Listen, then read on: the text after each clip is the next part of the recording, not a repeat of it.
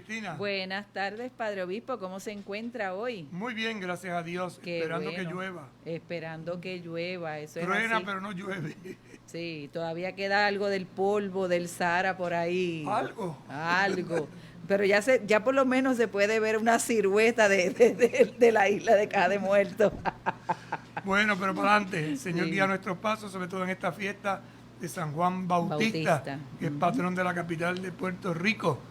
Oramos por todos los puertorriqueños que también están en la diáspora y como Juan Bautista son testigos de este Jesús que ama, perdona, anima, sostiene y sobre todo guía en la fe. Y también saludamos a todos los que llevan por nombre Juan o Juana. O Juanita o Juanito. O Juanita o Juanito, ¿verdad? En el día de su santo o onomástico. Correcto. Bendecimos a Dios, pedimos su asistencia y suplicamos con la oración de este año del acompañamiento.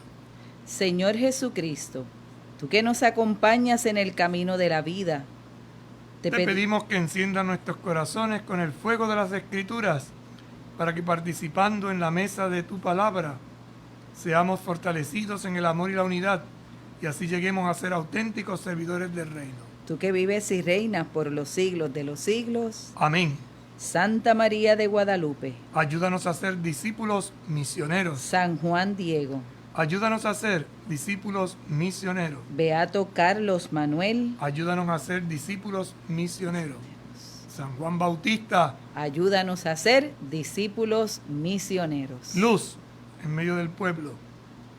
Anuncio de esperanza en medio de situaciones difíciles. Y sobre todo, testigos de Jesús. Seguimos adelante comentando esta hermosa carta sobre la alegría del Evangelio. El día de ayer nos quedábamos en el número 72, que dice: en la ciudad, lo religioso está mediado por diferentes estilos de vida, por costumbres asociadas a un sentido de lo temporal, de lo territorial y de las relaciones que difiere del estilo de los habitantes rurales.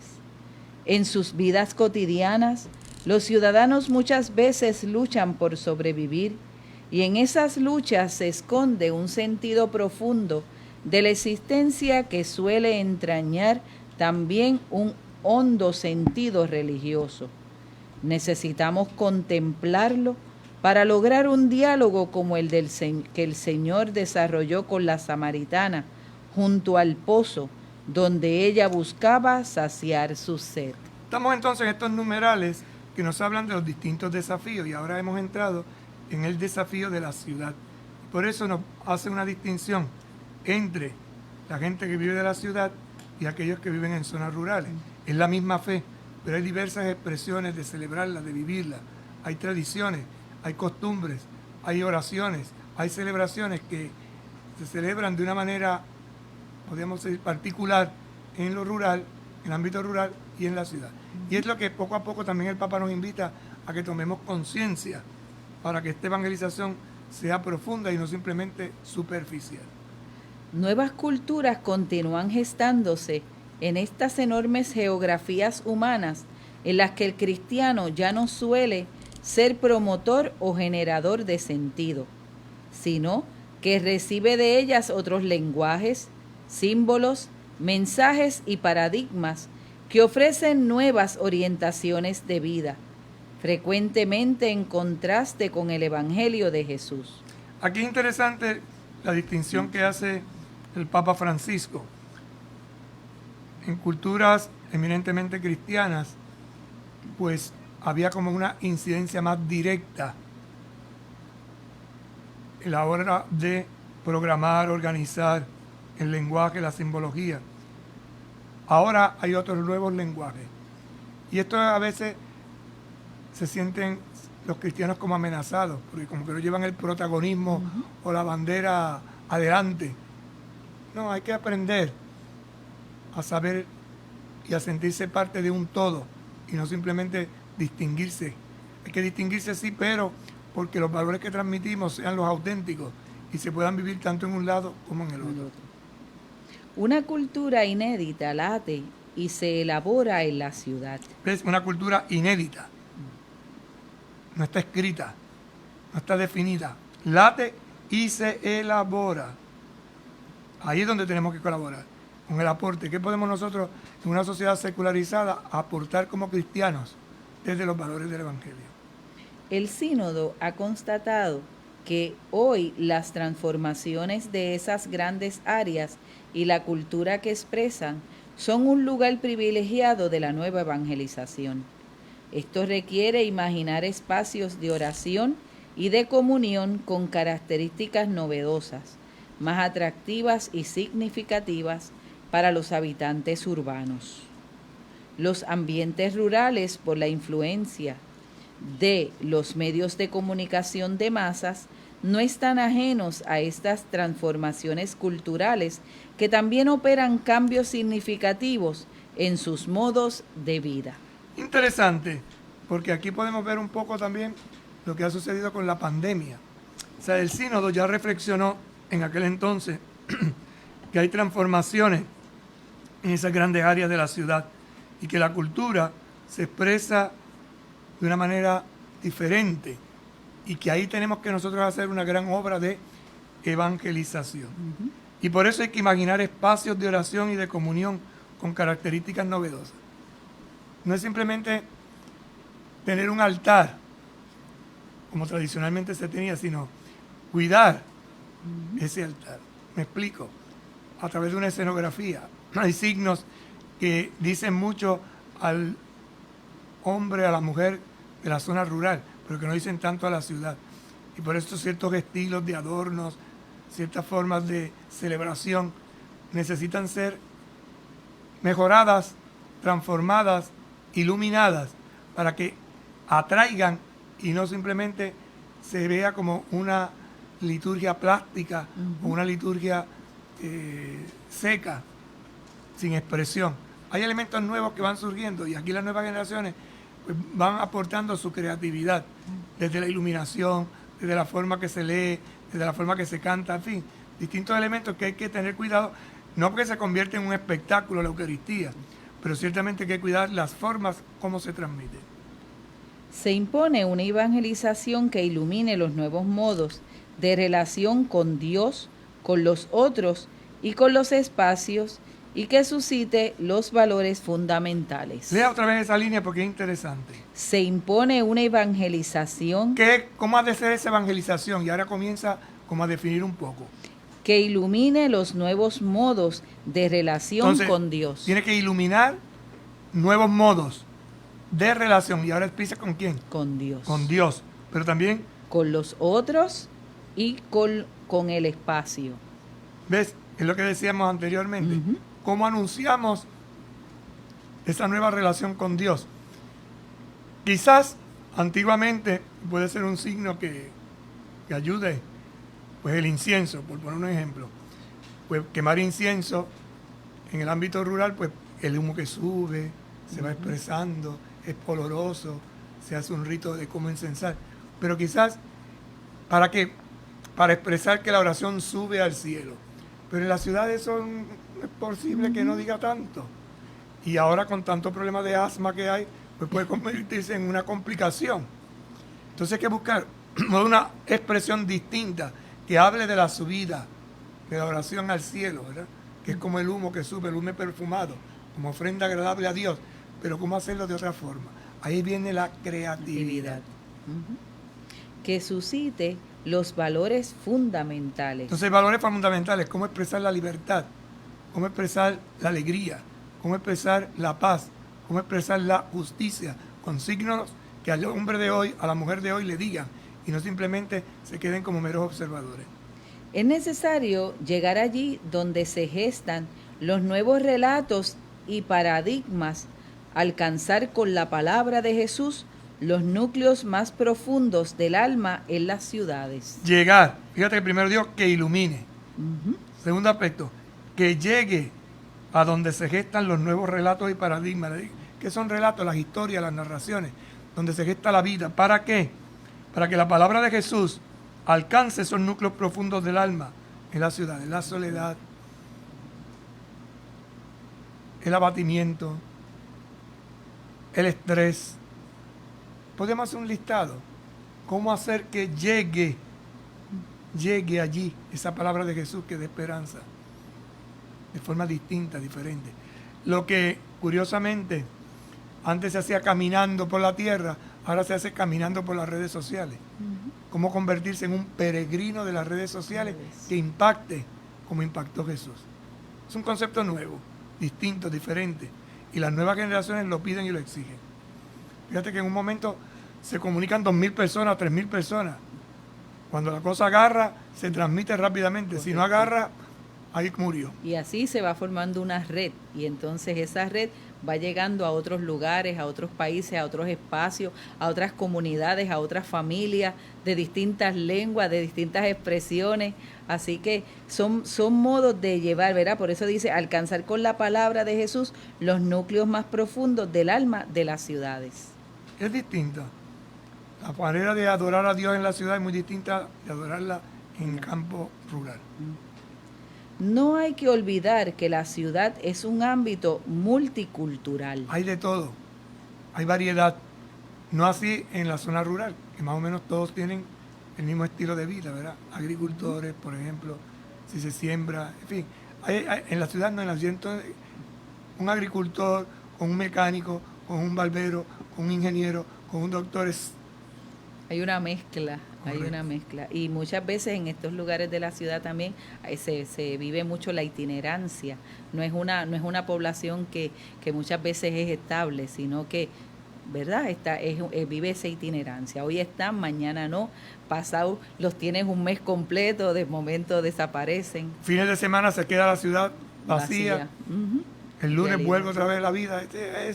Por eso hay que entender cómo vamos a evangelizar para no desanimarnos en la ciudad. En las grandes urbes puede observarse un entramado en el que grupos de personas comparten las mismas formas de soñar la vida y similares imaginarios y se constituyen en nuevos sectores humanos, en territorios culturales, en ciudades invisibles. Interesante, multitud de personas que comparten las mismas formas de soñar. Es un ámbito nuevo. Si en el campo se sueña con sembrar, en la ciudad se siembra de otra manera. Multi. Y lo que para mí puede ser absurdo, para este sector de personas no lo es.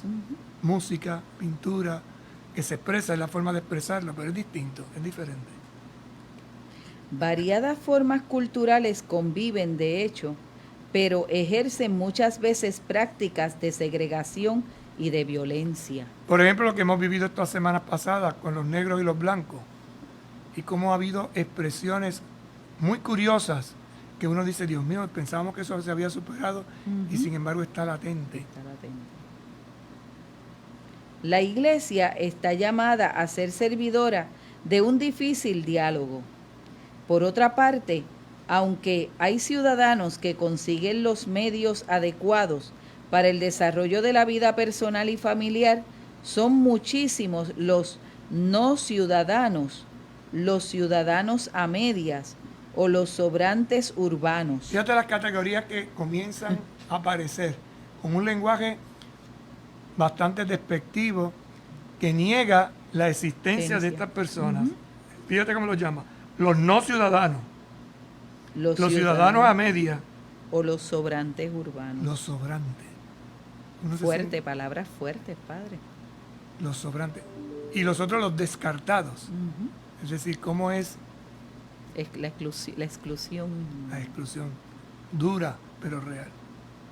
La ciudad produce una suerte de permanente ambivalencia, porque al mismo tiempo que ofrece a sus ciudadanos infinitas posibilidades, también aparecen numerosas dificultades para el pleno desarrollo de la vida de muchos. A veces la gente sueña, ¿no? Pienso aquí en Puerto Rico, la gente soñamos con ir a la gran urbe, a la gran manzana de Estados Unidos, porque vamos a encontrar oro en las calles.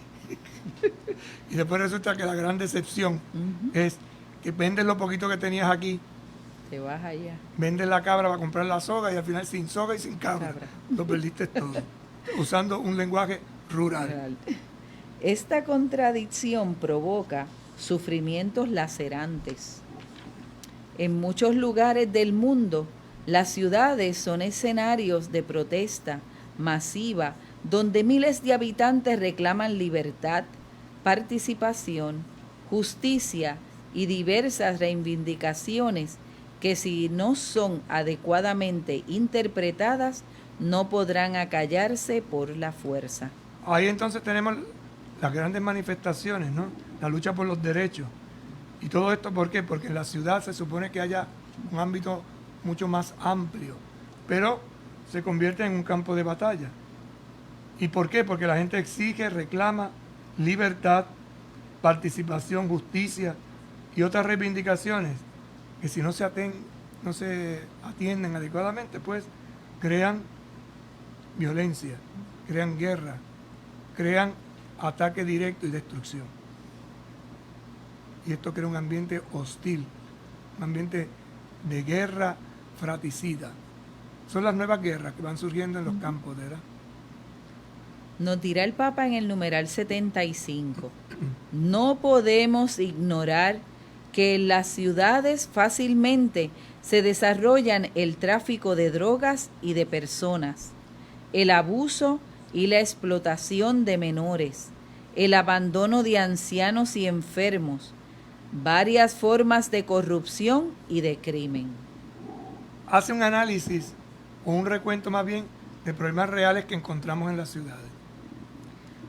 Al mismo tiempo, lo que podría ser un precioso espacio de encuentro y solidaridad, frecuentemente se convierte en el lugar de la huida y de la desconfianza mutua. Se tiene un sueño, se busca algo mejor y por lo contrario se va desvaneciendo esa experiencia o ese sueño. ¿Y por qué? Porque el corazón del ser humano está herido y la ambición y el poder destruyen. Las casas y los barrios se construyen más para aislar y proteger que para conectar e integrar. Interesante, esto lo vemos en las construcciones. Murallas que se levantan, verjas que se ponen en las calles, urbanizaciones cerradas, rejas que a veces no solo es para proteger de los ladrones, sino también para que no me visiten, no me hablen, timbre, 20,000 cosas que van controles. En vez de acercar, aíslan. Y claro, a veces se oyen frases como esta, un poco fuertes, pero reales, ¿no? Si se muere, por la peste lo encuentran. Porque usted no sabe el nombre ni del vecino que está a su lado. Y viven años. Y no saben, ahí vive, ¿quién vive? Pues un señor. Pero no hay contacto, no hay diálogo, no hay cercanía, no hay encuentro. La proclamación del Evangelio será una base para restaurar la dignidad de la vida humana en esos contextos, porque Jesús quiere derramar en las ciudades vida en abundancia. Por eso Jesús va de ciudad en ciudad. Interesante cómo el Evangelio lo pone, de ciudad en ciudad. ¿Y qué hacía? Anunciar el Evangelio, y el Evangelio es vida. ¿Cómo lograr que estos focos de muerte, estos aislamientos, recuperen la vida que florece y da buenos frutos?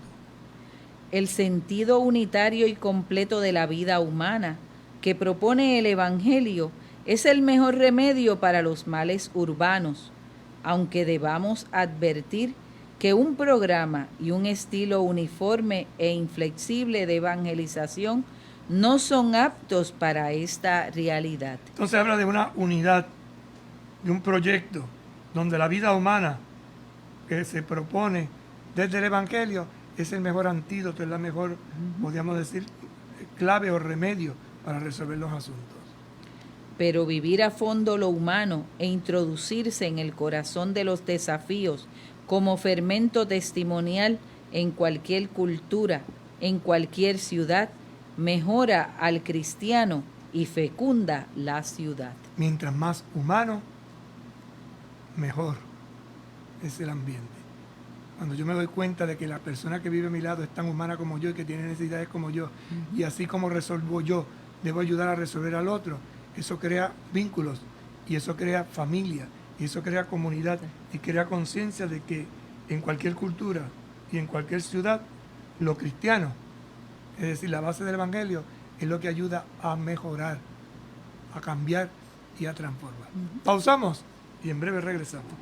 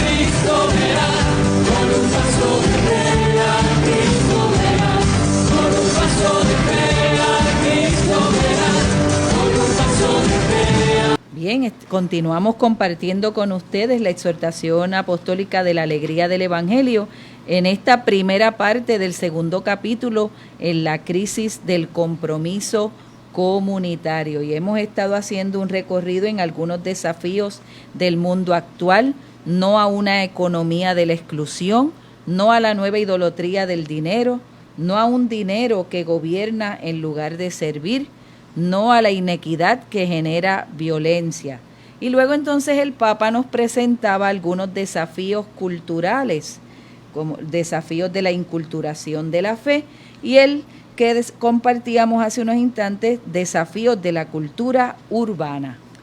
Podemos hacer entonces una síntesis de esta primera parte, de la segunda parte de la carta, que nos lleva como título, ¿verdad?, Desafíos de la cultura actual, que comprende los números del 50 al 75, que es lo que hemos estado dialogando. Hay un discernimiento que vamos haciendo a la luz de estos puntos que nos presenta el Papa, y lo queremos hacer desde el Evangelio. ¿Cuál es el discernimiento que queremos hacer? Queremos estar atentos a los desafíos del mundo actual y ver unas propuestas concretas. Desde los desafíos partimos de dos aspectos. Primero, en una era del conocimiento y la información. Es una época donde el conocimiento se desarrolla profundamente, y mientras más cosas conocemos, mucho mejor o más seguros estamos, ¿verdad? Dice que lo que no se informa no existe, lo que no se comunica no se sabe, no se conoce. No se conoce. No se conoce. Y esto implica los grandes avances tecnológicos que ha habido. Y lo que antes tardaba un mes, ahora un instante, un minuto. Con simplemente oprimir un botón, un clic. Riesgos que tenemos en este discernimiento. Pues distintos aspectos, ¿verdad? La cultura del descarte, la iniquidad y la exclusión, la dictadura económica, la indiferencia relativista, el deterioro de las raíces culturales y la secularización. Y como parte de este discernimiento evangélico, Padre, atento a los desafíos de ese mundo actual, también hay unas propuestas. Correcto. Y esas propuestas son la evangelización de las culturas, descubrir a Dios en las ciudades, imaginar e inventar espacios de oración en medio de la cultura, encontrar nuevos modelos de relación con Dios, con los otros y con el espacio. Y entonces hay un puente que une los riesgos con las propuestas. ¿Y cuál es ese puente? El Evangelio. El Evangelio entonces nos invita a vivir una revolución, un giro, pero es la revolución de la ternura. Y así vamos dando pasos, vamos adelantando, vamos avanzando hacia un camino nuevo, hacia una visión diferente y distinta, pero desde la realidad que estamos viviendo. Eso nos prepara para entrar en el capítulo segundo de la segunda parte, o la segunda parte del capítulo segundo. Todo está entre dos. ¿Y qué vamos a ver ahora? Pues vamos a ver ahora las tentaciones que nos podemos encontrar. Las tentaciones de los agentes pastorales, porque hay una realidad, y es que somos los agentes pastorales somos puestos a prueba. Así como Jesús fue puesto a prueba en su proceso, también nosotros lo somos. Nos dirá el Papa en el número 76, siento una enorme gratitud por la tarea de todos los que trabajan en la Iglesia. No quiero detenerme ahora a exponer las actividades de los diversos agentes pastorales, desde los obispos hasta el más sencillo y desconocido de los servicios eclesiales. Me gustaría más bien reflexionar acerca de los desafíos que todos ellos enfrentan en medio de la actual cultura globalizada. Pero tengo que decir, en primer lugar, y como deber de justicia, que el aporte de la Iglesia en el mundo actual es enorme. Nuestro dolor y nuestra vergüenza por los pecados de algunos miembros de la Iglesia y por los propios no deben hacer olvidar cuántos cristianos dan la vida por amor. Ayudan a tanta gente a curarse o a morir en paz en precarios hospitales, o acompañan personas esclavizadas por diversas adicciones en los lugares más pobres de la tierra, o se desgastan en la educación de niños y jóvenes, o cuidan ancianos abandonados por todos, o tratan de comunicar valores en ambientes hostiles, o se entregan de muchas otras maneras que muestran ese inmenso amor a la humanidad que nos ha inspirado el Dios hecho hombre. Agradezco el hermoso ejemplo que me dan tantos cristianos que ofrecen su vida y su tiempo con alegría. Ese testimonio me hace mucho bien y me sostiene en mi propio deseo de superar el egoísmo para entregarme más. El Papa entonces en este numeral nos da la clave de lo que quiere hacer en esta segunda parte, y es reflexionar acerca de los desafíos que todos los que viven como agentes de pastoral en medio de la actual cultura globalizada experimentan. Y por eso agradece. Y el agradecimiento parte de su propia experiencia. Me hace mucho bien a mí. El testimonio de la gente que trabaja ciertamente fortalece el caminar de la iglesia. Y por eso ese testimonio, como dice al final, hace mucho bien. Sostiene el propio o la propia lucha, ese deseo de superar el egoísmo que todos llevamos dentro. ¿Para qué? Para entregarnos más.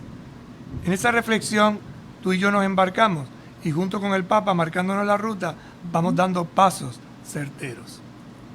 No obstante, como hijos de esta época, todos nos vemos afectados de algún modo por la cultura globalizada actual que, sin dejar de mostrarnos valores y nuestras posibilidades, también pueden limitarnos, condicionarnos e incluso enfermarnos. Entonces somos hijos de la época y estamos viviendo en una época de la globalización y esto nos afecta, es una cultura. Y aunque hay valores, nuevas posibilidades, también hay que tener conciencia de que hay limitaciones, condicionamientos y que si no tenemos cuidado nos podemos enfermar. Porque lo que se vive con exageración, aunque sea bueno, hace daño. Reconozco que necesitamos crear espacios motivadores y sanadores para los agentes pastorales. Interesante. Hay que crear espacios, lugares donde podamos ¿qué? Motivar Y sanar. Hay en las nuevas fábricas, en las nuevas oficinas que van creando sobre todo la nueva generación, hay unos espacios para botar los estrés. Y a ciertas horas del día, pues le dan a los que trabajan ahí una hora de ejercicio, de relajación, de música, así como está la hora de almuerzo.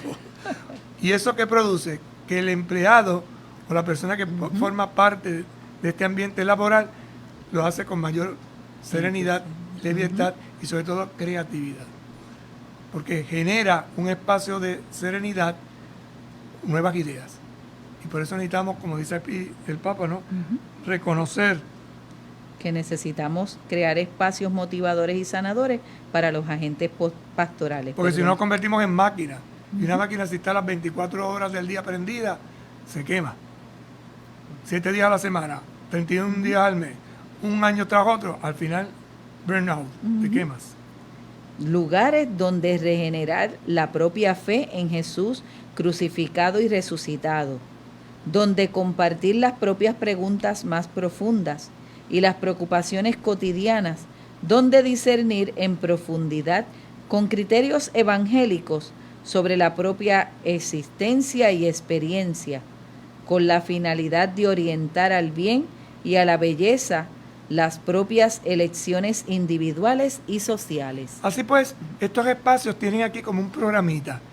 ¿Qué podemos hacer para que estos espacios, estos lugares sean motivadores y sanadores? Pues dice, un lugar donde regeneres la propia fe en Jesús crucificado y resucitado. Un encuentro, lo renueves, lo actualizas.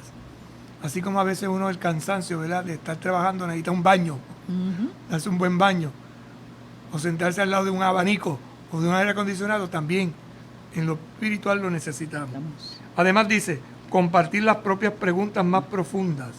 Hay preguntas que nos hacemos, ¿quién soy yo? ¿A dónde voy? ¿Qué sentido tiene mi vida?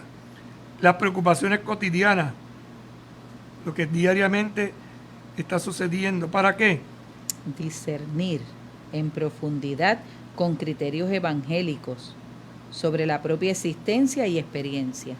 La propia existencia y experiencia. No somos máquinas, somos personas. Y esto con una finalidad. De orientar al bien y a la belleza las propias elecciones individuales y sociales. Tengo que tomar decisiones, pero en la belleza, no en el agobio. ¿Qué pretendo con esta acción, con este trabajo? Que el Evangelio sea anunciado, pero desde mi realidad. ¿Cómo creo algo nuevo como ingeniero, por ejemplo? Como artista, como médico, o como persona que simplemente tiene que barrer el piso. A veces no nos damos cuenta que hay barridos y barridos. Limpiar el piso es un arte, porque hay gente que pasa el mapo y queda un mogollón, y hay otros que pasan el mapo y queda pulido, brillante, hermosísimo. Cada uno en su área es profesional, y una cosa no es mejor que la otra, si todas llevan a que cada uno cumpla con la misión que le ha tocado. Por eso, según el beato Carlos Manuel, ¿verdad?, la santidad es hacer lo que hay que hacer y hacerlo bien hecho. Cada uno haciendo lo bueno, no, lo bien hecho, lo perfecto. Y la clave está, Padre, en el amor con que hago las cosas. Si pongo amor, si pongo empeño, si pongo entusiasmo, si pongo todos esos dones que tengo, pues ciertamente todo va a quedar bien hecho. Y de ahí ahora viene, si en el número anterior, en la parte anterior, veíamos los noes. ¿Se acuerdan que había una serie de noes? Ajá. Un no. A la inequidad que genera violencia. Un no. A una economía de la exclusión. Un no. A la nueva idolatría del dinero. Un no. A un dinero que gobierna en lugar de servir. Ahora vienen los síes. Es interesante. Vamos a dar los síes que en la actualidad el Señor nos pide que demos. Y el primer sí es al desafío de una espiritualidad misionera. No es cualquier espiritualidad. Es que la espiritualidad se haga misionera, en salida, en apertura, en entrega y en donación. Nos dirá el numeral 78. Hoy se puede advertir en muchos agentes pastorales, incluso en personas consagradas, una preocupación exacerbada por los espacios personales de autonomía y de distensión, que lleva a vivir las tareas como un mero apéndice de la vida, como si no fuera parte de la propia identidad. Así que tenemos aquí una situación, y es la excesiva preocupación por los espacios personales de autonomía y de distinción. Es mi tiempo, es mi oportunidad, es mí. Lo centro en el mí. Y entonces las tareas las vemos no como algo esencial, sino como un apéndice. O sea, como algo añadido. No, es una unidad. Y esa unidad nos lleva entonces a tomar decisiones, un sí. Cuando yo doy un sí, es porque he tomado una decisión positiva. Al mismo tiempo, la vida espiritual se confunde con algunos momentos religiosos que brindan cierto alivio, pero que no alimentan el encuentro con los demás. El compromiso en el mundo, la pasión evangelizadora. Atención entonces, ¿qué es espiritualidad? La espiritualidad, comienza definiéndolo negativamente, no es algunos momentos religiosos que brindan alivio. O sea, la espiritualidad no es una droga. Ay, es que es un hombre muy espiritual y está fuera de la realidad. No, es todo lo contrario. La espiritualidad me tiene que llevar al encuentro con los demás, al compromiso en el mundo y a la pasión evangelizadora. Si no, es una espiritualidad alienante, enfermiza. Y hay gente que te dice, hay que orar, pero no mueven un dedo para que lo que están pidiendo en la oración se haga realidad. Tenemos que orar porque la gente sea menos egoísta y no son capaces ellos de dar el primer paso. Pero están orando. Y es a Dios rogando. Y con la mano ayudando. No con el mazo, porque eso es violencia doméstica, sino con las manos. Es decir, dando mi aporte positivo. Así, pueden advertirse en muchos agentes evangelizadores, aunque oren, una acentuación del individualismo, una crisis de identidad y una caída del fervor. Son tres males que se alimentan entre sí. Así que encontramos en el análisis las claves, ¿verdad? Primero, la vida espiritual no se confunde con algunos momentos religiosos que brinda alivio, sino con un encuentro profundo, real, con los demás, con un compromiso en el mundo, con ese fuego evangelizador, con esa pasión. Y entonces advierte a los agentes evangelizadores que hay muchos que oran, pero una oración individualista, que no tiene rostro, no tiene nombre, no tiene expresión, no hay identidad, no me identifico con las causas, no me identifico con lo que está sucediendo a mi alrededor, y por lo tanto se cae mi fervor, porque si yo no amo el lugar donde estoy, no voy a luchar por transformarlo ni por mejorarlo. Son entonces tres males. Y avanzamos, y reflexionamos, y nos preguntamos, ¿vivo una auténtica espiritualidad o tengo una espiritualidad enfermiza? ¿Por dónde voy? ¿Por dónde me quiere llevar el espíritu? Continuemos reflexionando.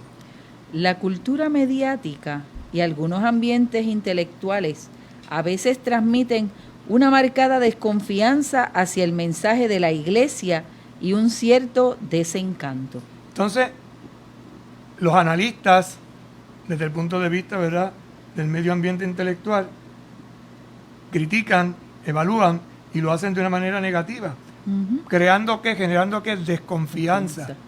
Y nosotros a veces nos enconchamos más, nos encerramos más, cuando teníamos que escuchar para ver qué es lo que dicen, preguntarnos con honestidad si lo que dicen es verdad para mejorarlo o si no es verdad para reforzarlo. Como consecuencia, aunque recen, muchos agentes pastorales desarrollan una especie de complejo de inferioridad que les lleva a relativizar u ocultar su identidad cristiana y sus convicciones. No tienen miedo de hablar, de dar testimonio de Jesucristo. ¿Por qué? Pues lo dice aquí, una especie de complejo de inferioridad. Pues no es que me voy a poner a rajatabla, a dar golpes y porrazos, no, la cosa no va por ahí. Es el testimonio de vida, es la audacia del evangelizador, que con su ejemplo arrastra, con sus palabras convence, pero sobre todo con el amor que lleva, enciende los corazones. Se produce entonces un círculo vicioso, porque así no son felices con los que son y con lo que hacen. ¿Ves? Entonces hay una insatisfacción terrible. No eres feliz con lo que haces, ni con los que son, ni con lo que haces. No has aprendido a disfrutar, a celebrar la vida. Si te dan limón, haz limonada. Ajá. Se quedan como en una misma rutina. Una amargura existencial. No ponen empeño, no ponen amor en lo que hacen. Bueno, pues, y volvemos a lo que decíamos en otros momentos. Si como siempre se hace así, o estamos en el confort, nos quedamos en el confort, entonces no le damos vida a eso. No se sienten identificados con su misión evangelizadora. Y por lo tanto, esto debilita la entrega. Si yo no me siento identificado con el proyecto, no voy a hacer nada. Voy a arrastrar los pies, no voy a mover los pies. Y no se trata de arrastrar, se trata de mover, agilizar, avanzar, al paso, pero para adelante. Terminan ahogando su alegría misionera en una especie de obsesión por ser como todos y por tener lo que poseen los demás. No se distinguen, porque cuando tú optas por el Evangelio hay cosas que tienes que dejar atrás, porque son un lastre, son un peso que no te dejan avanzar y no están dispuestos a eso. Y aquí el Papa anima y dice, ten cuidado porque puede ser una obsesión para que quieres ser como los demás, ser del montón, ser un mediocre. No, se trata de ser lo que tengo que ser y hacer lo que tengo que hacer y hacerlo con alegría, con pasión, con fuego evangelizador. Y así las tareas evangelizadoras se vuelven forzadas y se dedican a ellas poco esfuerzo y un tiempo muy limitado. Justito, ¿no? La tarea evangelizadora se vuelve forzada, obligada. Tengo que hacer esto, tengo que aguantar esto. No. No se da la milla extra, padre. Me quedo hasta aquí y ya. ¿Qué es lo mandado? Por eso el Evangelio dice, al que te pide, dale. Y si te dice que camine una milla, camina con dos. Es decir, da más de ti, porque en la medida que te das y te entregas, en esa misma medida eres feliz, en esa misma medida construyes, en esa misma medida haces que lo que está a tu alrededor mejore, cambie y se transforme. Se desarrolla en los agentes pastorales, más allá del estilo espiritual o la línea de pensamiento, que puedan tener un relativismo todavía más peligroso que el doctrinal. Ya de eso hemos hablado anteriormente. Vamos a ver ahora lo específico de este número. Tiene que ver con las opciones más profundas y sinceras que determinan una forma de vida. Este relativismo práctico es actuar como si Dios no existiera. Dios no existe. Actúo como si Dios no existiera. Decidir como si los pobres no existieran. Es lo mismo, no existen, y si no existe, Soñar como si los demás no existieran. no existen, y si no existe, No hay sueño. Trabajar como si quienes no recibieron el anuncio no existieran. fíjate la existencia, no existen. Y es que lo que yo no amo, no existe. Si yo amo, existen para mí. Entonces vamos descartando. Por eso la palabra ahorita, ¿no? La cultura del descarte, de que se deja atrás. Llama la atención que aún quienes aparentemente poseen sólidas convicciones doctrinales y espirituales suelen caer en un estilo de vida que los lleva a aferrarse a seguridades económicas o a espacios de poder y de gloria humana que se procuran por cualquier medio, en lugar de dar vida por los demás en la misión. No nos dejemos robar el entusiasmo misionero.